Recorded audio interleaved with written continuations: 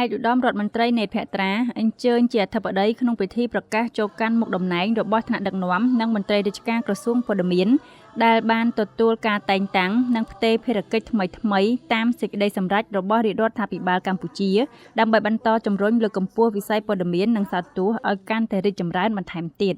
ឯកឧត្តមនៃភត្រារដ្ឋមន្ត្រីក្រសួងព័ត៌មានបានអញ្ជើញជាអធិបតីភាពក្នុងពិធីប្រកាសចូលកាន់មុខតំណែងរបស់ថ្នាក់ដឹកនាំចាប់ពីថ្នាក់អគ្គលេខាធិការនៃអគ្គលេខាធិការដ្ឋានអគ្គនាយកអគ្គនាយិកាអគ្គលេខាធិការរងអគ្គនាយករងនិងប្រធាននាយកដ្ឋានអង្គភាពចំណុះនៃក្រសួងព័ត៌មានដែលបានទទួលការតែងតាំងនិងផ្ទេរភារកិច្ចថ្មីៗតាមសេចក្តីសម្រេចរបស់រាជរដ្ឋាភិបាលកម្ពុជាពិធីនេះបានប្រព្រឹត្តទៅនៅទីស្តីការក្រសួងព័ត៌មានកាលពីព្រឹកថ្ងៃទី6ខែកុម្ភៈឆ្នាំ2026ដោយមានការចូលរួមពីឯកឧត្តមលោកជំទាវថ្នាក់ដឹកនាំមន្ត្រីរាជការក្រសួងព័ត៌មានជាច្រើនរូបបន្ទាប់ពីឯកឧត្តមជុំកុសលរដ្ឋលេខាធិការក្រសួងព័ត៌មានអាននៅព្រះរាជក្រឹត្យនិងអនុក្រឹត្យតែងតាំងថ្នាក់ដឹកនាំមន្ត្រីរាជការក្រសួងព័ត៌មានរួចមកឯកឧត្តមរដ្ឋមន្ត្រីនៃភត្រាបានថ្លែងអបអរសាទរនិងជូនពរដល់ថ្នាក់ដឹកនាំនិងមន្ត្រីរាជការដែលត្រូវបានប្រកាសចូលកាន់មុខតំណែងថ្មីព្រមទាំងបានលើកទឹកចិត្តឲ្យបន្តខិតខំបំពេញភារកិច្ចដោយមានស្មារតីទទួលខុសត្រូវខ្ពស់សាមគ្គីភាពនិងគោរពវិន័យរដ្ឋបាលដើម្បីរួមចំណែកលើកកម្ពស់ប្រសិទ្ធភាពការងាររបស់ក្រសួងព័ត៌មានឯកឧត្តមក៏បានណែនាំឲ្យថ្នាក់ដឹកនាំនិងមន្ត្រីរាជការទាំងអស់បន្តពង្រឹងសមត្ថភាពវិជ្ជាជីវៈបច្ចេកវិទ្យានិងច្នៃប្រឌិតស្របតាមបរិបទយុគសម័យ Digital ដើម្បីអភិវឌ្ឍវិស័យព័ត៌មាននិងសារព័ត៌មានឲ្យកាន់តែមានគុណភាពប្រសិទ្ធភាពនិងភាពទាន់សម័យជាមួយគ្នានេះឯកឧត្តមរដ្ឋមន្ត្រីបានបញ្ជាក់ថាការតែងតាំងនិងការផ្លាស់ប្តូរមុខតំណែងនេះគឺជាការពង្រឹងរចនាសម្ព័ន្ធការងារនិងធនធានមនុស្សរបស់ក្រសួងព័ត៌មានដើម្បីឆ្លើយតបទៅនឹងតម្រូវការអភិវឌ្ឍនិងភារកិច្ចថ្មីៗក្នុងវិស័យព័ត៌មាននៅកម្ពុជា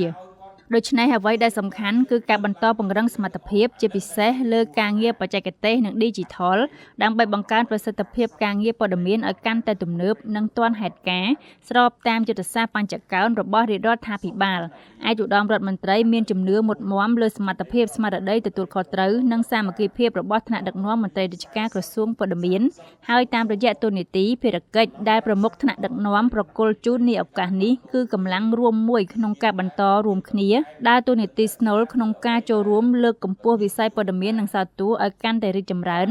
និងកសាងលំហព័ត៌មាននៅកម្ពុជាប្រកបដោយគុណភាពសុវត្ថិភាពនិងទំនួលខុសត្រូវសម្រាប់ឧត្តមប្រយោជន៍ជាតិនិងប្រជាពលរដ្ឋកម្ពុជា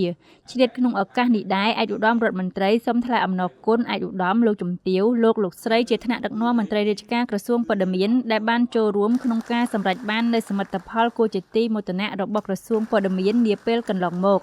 តាមរយៈព្រះរាជក្រឹត្យថ្មីត្រូវបានតែងតាំងលោកជំទាវទេសផាលីនអគ្គលេខាធិការនៃអគ្គលេខាធិការដ្ឋានឯកឧត្តមផូសវណ្ណអគ្គនាយកនៃអគ្គនាយកដ្ឋានព័ត៌មាននិងសារទូតលោកជំទាវឈឹមពៅសុកាន់ឌីអគ្គនាយិកានៃអគ្គនាយកដ្ឋានវិទ្យុជាតិកម្ពុជាឯកឧត្តមខឹមវុធីអគ្គនាយកនៃអគ្គនាយកដ្ឋានទូរទស្សន៍ជាតិកម្ពុជាលោកជំទាវសុកមុំនិមលអគ្គនាយិកានៃអគ្គនាយកដ្ឋានទីភ្នាក់ងារសារព័ត៌មានកម្ពុជាជាមួយគ្នានេះតាមរយៈអនុក្រឹត្យក៏មានការតែងតាំងឡើងវិញថ្នាក់អគ្គអធិការរងអគ្គនាយករងប្រធាននាយកដ្ឋាននិងប្រធានអង្គភាពចំណុះក្រសួងព័ត៌មាន